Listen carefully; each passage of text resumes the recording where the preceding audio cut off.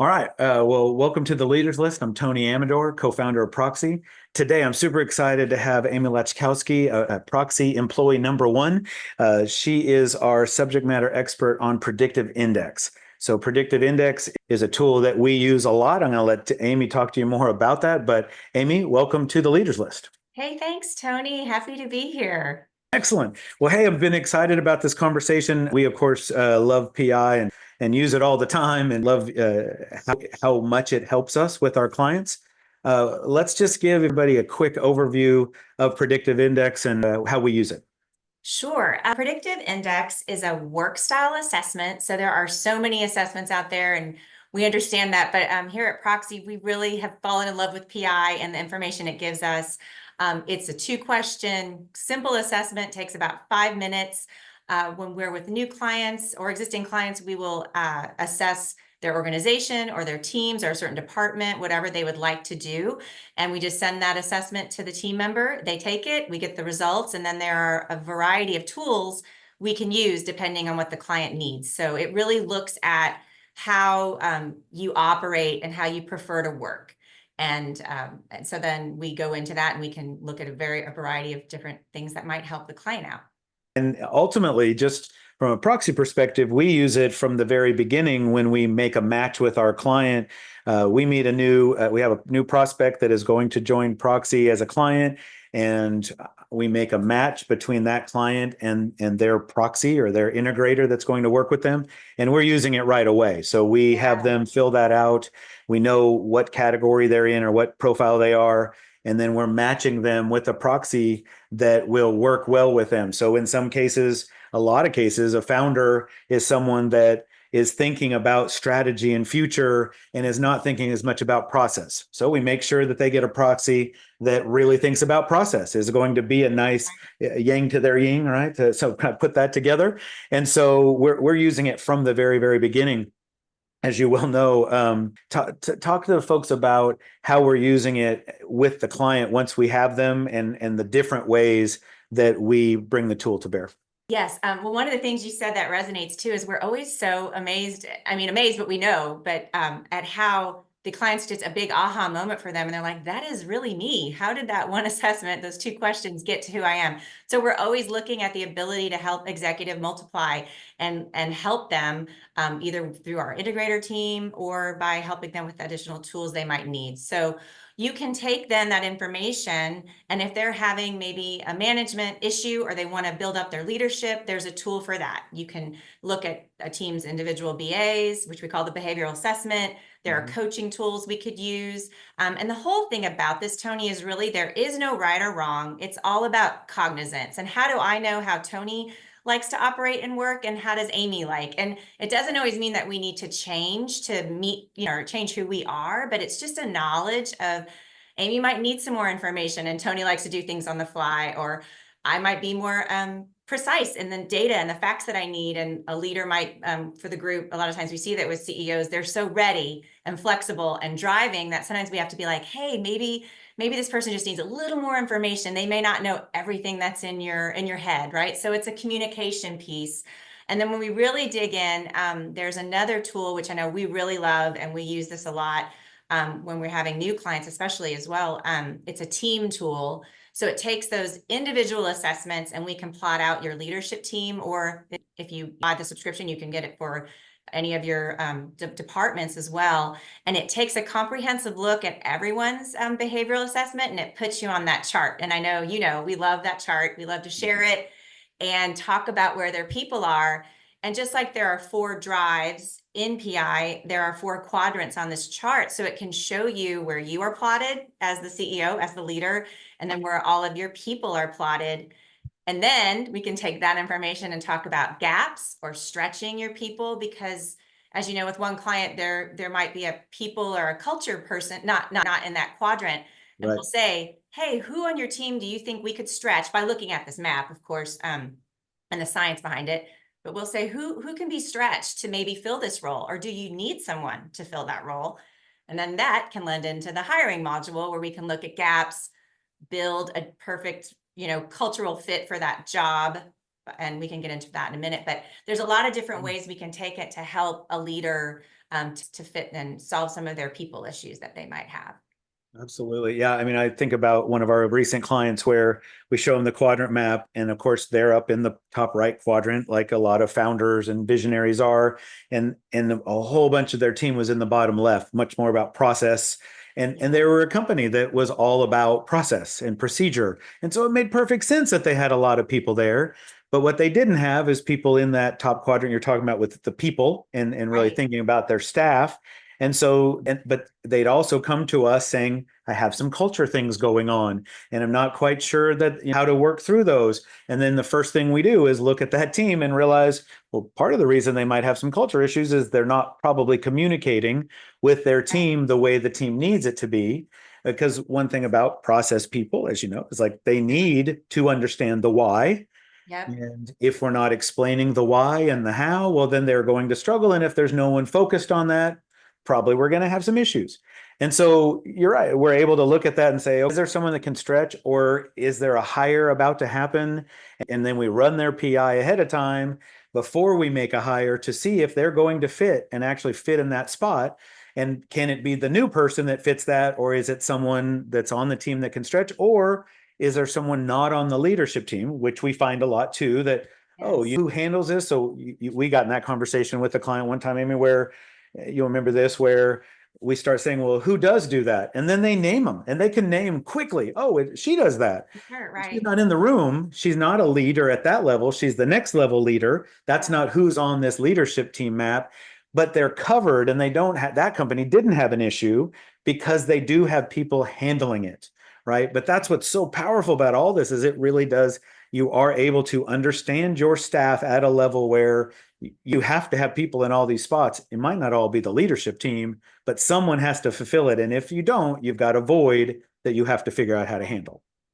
Right. Just the other day, we had a client and they had a lot of people in this process and precision quadrant. No one in team and people really. She was up in the innovation quadrant, and then not a lot of people in what we call results and discipline. But we were looking at a particular person that was just struggling a bit in their role, and great employee, but just trying to ask them to maybe stretch into that sales and development. And it showed her, oh my gosh, that really probably isn't a great fit.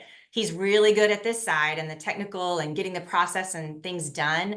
But when it comes to like selling the tool or getting out ahead in front of people, that just wasn't where he wanted to be probably, but that communication Right. wasn't there. And sometimes you can take a tool like this and it can help open up lines of communication too. And we try to keep it super light. This is all, there's no right or wrongs. We talk about strengths and then caution areas. We never say anything, is a weakness Right. or the W word, but we just always talk about growth and where someone can stretch. But sometimes on that chart, there can be a lot of gap there. So maybe that's just not the right fit, not for that particular role. So Right. it talks a lot about, are people in the right seats? What can we Yeah. do to shift that? And sometimes that is through hiring. I think Yeah. And to that point, I mean, the right seats, right? We have a client that just in the last couple of weeks had been talking about, I'm not sure we have people in the right seats. I'm not sure we have leaders in all of these roles at the level that we need them to be. So we did PI and we looked at it and identified that some of the people that exactly what they were worried about, right? Some of the people they had in those roles are not really leaders yet. right. Doesn't mean they never will be, but they're not yet. So then it's great because we can start having the conversation of, okay, what you're feeling is real. It's happening for this reason. Now you have choices. And now the choices are, do you invest in that person to get them ready to really be a leader and to help them grow? Or is that not even what they really want to be doing? Is it so far from who they are and what they're going to ever be that they want to be good at? So to your point, doesn't mean you can't do it, but Right. they'd have to work so hard to be that in that role that's not really what they want. It's not really the investment you want to make. And so it helped them really reinforce what they were gut feeling, but then they felt badly. And so once they saw it, it's like, okay, we need to make these fundamental changes to our team to align with where their strengths are, put people in spots where they can be successful, Right. and get new people in these roles to be the leaders to help us drive forward. And we can't keep growing till we have the right people in the right seats. And it's Right. an amazing tool for that. So speaking of that, let's go to hiring. And you mentioned a minute ago, Yeah. I think that we've had a lot of success on the team side and talking about that. I think we've had that much or more success with clients using the hiring module and really helping them down that path. Tell the folks a little bit about the hiring module and what we're able to do with it. And often, one thing that can get overlooked with hiring, and it's really expensive, as we know, to hire the wrong employee and train them and bring them into the organization. So what PI is saying here is we realize that a profile and the way someone works is not the end all be all of the discussion, but it's a component of the hiring discussion. And so when we're looking at candidates, we're really looking, PI provides you that culture fit piece, that how is this person going to work on our team, with our team. You can load someone who, if you're looking for a job and you need another person in that particular position, you can load Tony in there, his profile, and it will give you Tony's behavioral chart, and that we can use that for a target for hiring. So not that we necessarily need exactly Tony, but if there are certain strengths and things that really work with Tony, that Tony has in this role, why wouldn't we want someone else like that? So Right. I love that it can take that information and really help you. Again, you're looking at all of it. So of course, we still recommend a full process to hire, but it's a piece of the whole process, what aside from their skills, their resume, your experience. So it's Yeah, I mean, the fact that you build this job profile target and then you run candidates through that, you run their results through this, and it's going to give you a score and tell you they're an 8 or a 10 or they're a 4. And you felt like, oh, that candidate, I think they're perfect. And then you find out there's some number between 8 and 10. You feel reassured. They're a 4 or a 5. And you felt that, great. If you didn't quite feel it and you were surprised, well, it's also giving you interview questions. Yes. So the next interviewer has some questions that they can help guide where they take that conversation, because maybe someone has worked their way through some of those areas that are not their default. And they know how to handle conflict, or they know how to be this a little bit more when they need to be. You ask them the right questions and you unlock that, then you get comfortable that you're hiring a 5. So it's not like, again, to your point, we're never saying you got to hire a 10 or you don't hire. Right. But if they're a 5, you have to be comfortable with why they're a 5 and that they're going to be okay in the role. And it has been such an amazing tool to show and help a client guide that process. And especially when you start, we've done it also the reverse way, where we build those profiles and then we look, and we did it for the one client. You'll remember this. They had 6 or 8 people doing the job.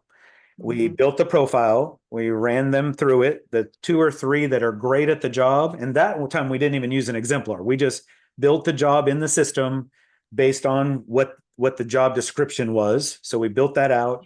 We ran them all through it. The 2 or 3 that were the best at the job, that would have been the exemplar, came out at between 8 and 10. Yeah. So we reassured that. And then the ones that they were really struggling with were 3s and 4s. And then there were some in the middle. And what that did was, again, it showed us, okay, what you're feeling as a manager is real. Right. So that when we were, down with a team, with the manager, and we were able to reinforce that, but we were also able to then look at an individual. And I had that conversation on that one, I had the conversation with the manager about, this employee needs more reassurance. They need more guidance. They need to be told they're doing a good job. Yes. You're feeling it in the, why don't they ever believe in themselves? Why do they keep asking me questions? Well, PI told us that's who they are. They're wired. Yeah. So then we were able to talk to that manager about, if you'll do these things, that will build up the confidence of this employee, and they won't need to keep asking those questions. They'll feel differently. And what was it, 6 or 8 weeks later, she called us back and said that made a phenomenal difference. Yes. And things are better with this employee, between how she's doing the job. It was really cool. And it really is. It's that questions. cognizance of, how do I receive information from you? And even you and I will joke about it. I'm like, I just need a little prep time, and we say that. And when you get really comfortable with that, it can almost be in jest or light, but you kind of know, okay, well, she's a little bit more like that, or he's going to want a little more data before I send this to him, or he just wants it. He can take it and run with it. So it's a lot of just ways to know how people work. And it's just, again, it opens up lines of communication that may not be easy to talk about. And then, but to go to someone and say, here, this helps me understand why you're feeling this way. I think it's a really powerful piece of information. It really has been incredible to watch leaders learn about this, learn about their people this way, and be able to come back later and go, you know what? I'm expecting something of them that's not how they think. I Right. have to prepare them, to your point. I have to give them something in advance. I need to do this thing and pick out people to go, hey, I just need a thought partner. Well, that's a good thought partner for you, right? And Yeah. finding those right things, and I think readdressing or rewiring their own thoughts about what to expect from people. And I think every work style tool, personality tool can do that if a person really takes it in. So it's Yes. not like we think PI is the only way to do that, but we know from watching PI that if people buy into this and understand it, we also give them the how to work with this profile and work with Right. that profile. If you buy into that and you take some time to think about it, it will fundamentally change how you manage your team, how you lead your team, how you hire, Right. and it'll make you better. And we've seen that over and over. And it always, and also gives you some tips as a manager, how people receive you. And this, sometimes Yes. it's enlightening, or you're like, oh, right. I guess because I do move at such a fast pace, maybe that does make him a little nervous because I'm always moving and grinding, and Right. they just need to pause for a minute. I just need a minute, and Yep. it's just, I know these CEOs and leaders, especially of small and medium-sized businesses, there's just so much, and people are wearing so many different hats, that it's a great tool, especially when you're asking people to stretch and do things that maybe aren't in their natural comfort zone, just to show them, hey, I'm listening, I see you, I understand. So let's keep the communication open, and make fun of me because I'm that maverick out there. It's always coming up these Right. great ideas. And then we have like your process people are like, well, that sounds awesome, but how does that get done? So Exactly. anyway, it can be Exactly. a light tool to use if you don't take it too seriously, but Mhm. you make it important. Absolutely. Again, to your point, we've seen a lot of leaders change and understand their style better Hmm. and address their team better because they understand how their differences were impacting how they were communicating before. And Yeah. so all of those things, which again, we both love that. We love to have that conversation, and love to walk people through this and see them use it. So, well, Amy, this is awesome. This is exactly the conversation I knew we would have, because it's how we always talk about PI. So exciting to have you on the leaders list today to share and maybe get some other people excited about PI and what it can do for them. Yeah, we would love to work with people on this. It's fascinating, fun stuff. So Very good. yeah. Thanks, Amy. We'll Thanks, talk to you Tony. soon. Thank you so Okay. much. I wanna